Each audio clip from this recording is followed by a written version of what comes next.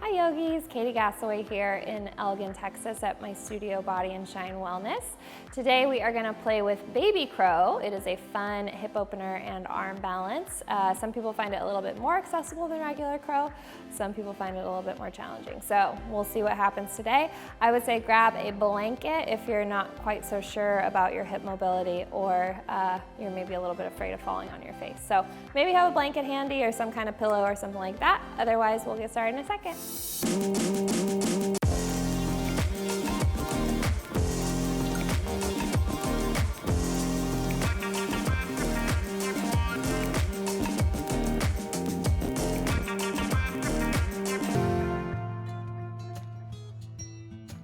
All right, so for Baby Crow today, there are two different approaches, and I'll show you how to use the props as we go.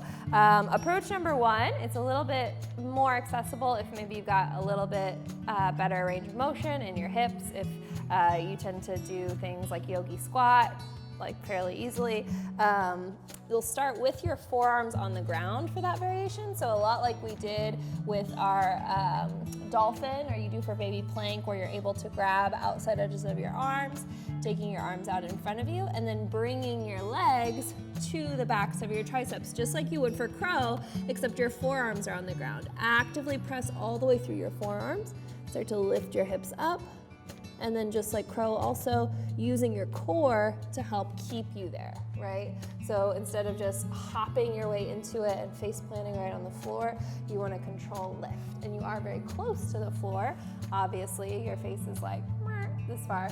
That could make it a little less scary because you don't have very far to fall. It could make it much more scary because the ground is right in front of your face. So depending on how you interpret that, you may want to place your pillow or your blanket right in front of your face, so that way, if you do fall, you can just lightly land, okay? And it's like barely even a blanket worth of space. So you don't have that far to go, but the blanket could be there to help cushion your forehead if you need it.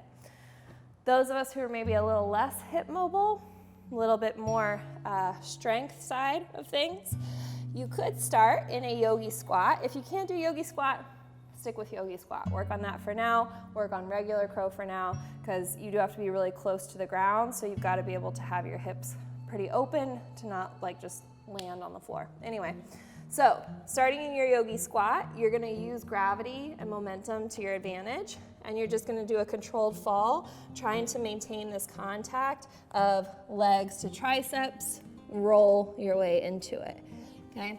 Several students, I've noticed, have a really hard time, because their hips are so tight, getting their elbows all the way down to the floor. So they physically can't get all the way down with their hips and their arms touching. So for some of them, it's been the case stacking a blanket, 2 blankets, 3 blankets, however many they need.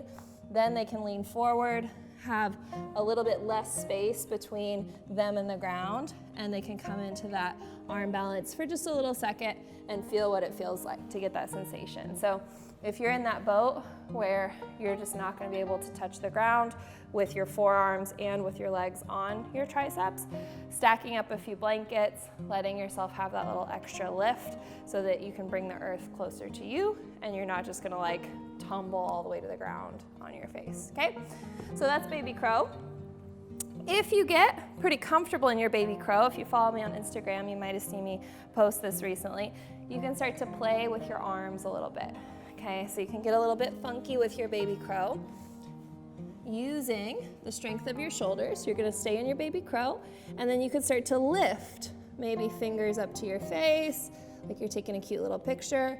You could also start to grab opposite arms. I'm about to fall out of that one. I didn't warm up very much today, guys, sorry.